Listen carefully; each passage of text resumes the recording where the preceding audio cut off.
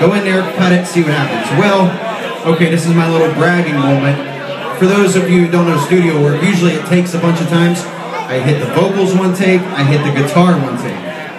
And I think I've always took a liking to this song because, well, I'll get to that part later. So anyways, I come out of the studio and my head is like this big. And I looked at Pete and I said, hey Pete, I think I'm gonna put this on the album. He goes, yeah, I would. Maybe we'll add some violins and some other. I'm like, yeah. Hey, let me ask you a question. Do you think I should ask Springsteen for permission? Now here's the funny part. Pete looks at me dead in the face and goes, Kenny, I don't want to hurt your feelings, but you're kind of nobody, so I don't think Bruce Springsteen cares if one of your 300 CDs that you sell has his song on it. So I said, okay, that's cool. Well, I went to bed that night and I woke up the next day and it didn't sit well with me. I know this is a long story, I'm getting to the point. So I got to my desk at work, on work time, and I Googled Bruce Springsteen manager. John Landau comes up. Oh good, there's his phone number.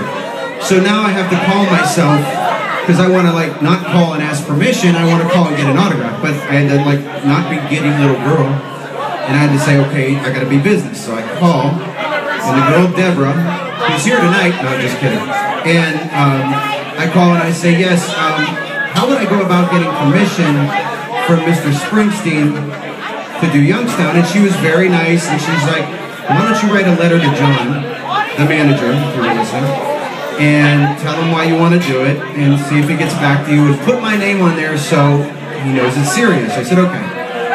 I'm not going to pull up the letter. It is still on my phone. And I'm like, you know, I basically said I want to put it on my album, I want to release it, but I want to do it because even though he wrote the words, my family, your family, your family, and your family lived it. So when he sings about being left behind and all the words that are in that song, he may have wrote it, we lived it. So I said it would be an honor for me to be able to do the song. This was on a Friday. So I didn't think nothing of it. On Monday, I get an email from his attorney. And the attorney asked me pretty much everything but my 5th grade report card. And what am I going to do with the song? I'm planning to change it. Huh? He wouldn't want to see it. Yeah, right. Yeah, leave my report card out of this, Jay, don't say a word. So, how long the song would be, what would I change it, what's the album title of my album, So, 12:30, I send it back. At 4:30, I got an email from his attorney saying I got permission from Springsteen to release the song. So,